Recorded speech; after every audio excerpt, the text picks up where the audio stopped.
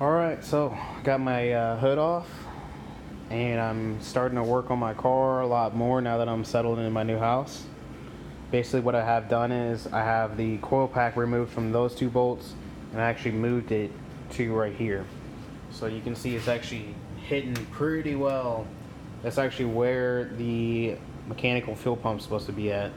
I removed that because this car has an electrical fuel pump in the back.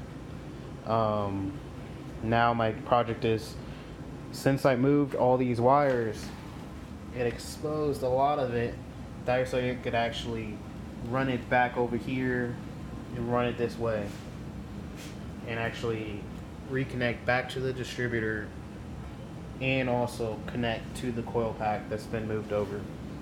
Our project is to get a bunch of different colored wires, a lot of leaders, and I'll be able to rewire this car. Basically just going to do a bulk buy. I know I'm going to have to do it anyway, so might as well get it done.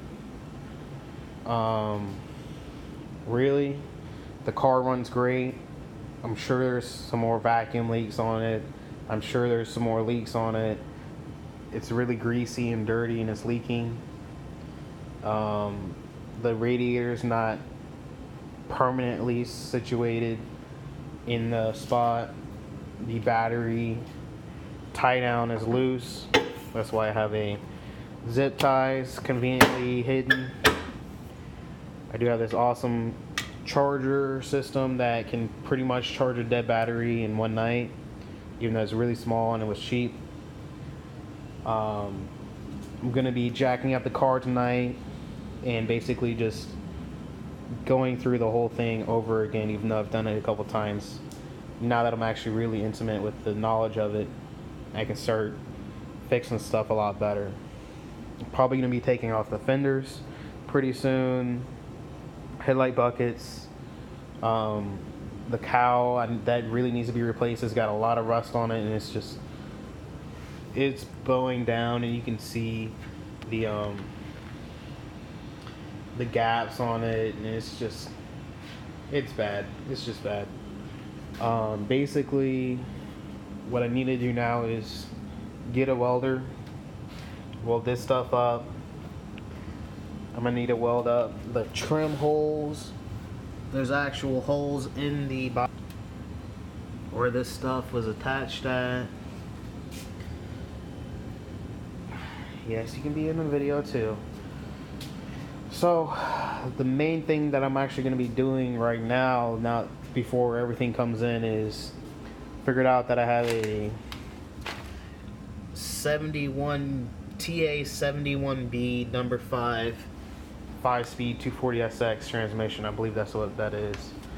And then also I have the open differential. Inside the back of the car is a welded up lock differential, which isn't great for everyday driving. Basically what I have my hands on right now: open diff, the 2 spare half shafts that came with the car, and an upgraded transmission that should be pretty awesome after it gets rebuilt, because it's got a lot of problems. This has a lot of problems as well. You can notice this is some really, really nasty fluid.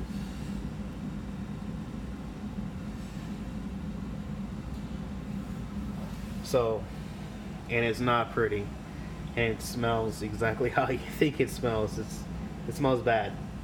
So I've got quite a bit of refab I gotta do, cleaning, wiring, and just overall working on a project car. Should be pretty fun. I'm really excited. I have my garage organized. All that stuff back there is empty. I can start putting stuff in there. Toolbox, towels, toolbox, storage stuff, new parts, old parts. It's my drainage area, jack area. This is where my transmission differential we're hiding at.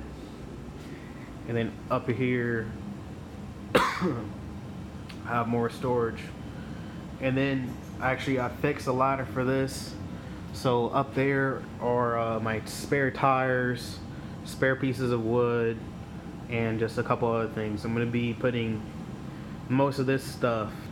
So all in all, I'm excited, ready to hit the pavement, and just wish me luck, because it's a lot of work. Yeah, that's pretty much it. If anybody has info on swapping a 240SX transmission, a 71B number 5 TA, into a 260Z, it's a December of 74. It doesn't have the catalytic converter, I believe, with the hump on the transmission tunnel. If you have any information, just let me know, because it's definitely sorely needed, that's for sure. Bear with me with these videos. I'm new to it, so yeah, that's about it. Just a quick update on my junk parts and spare parts. Thanks guys for watching.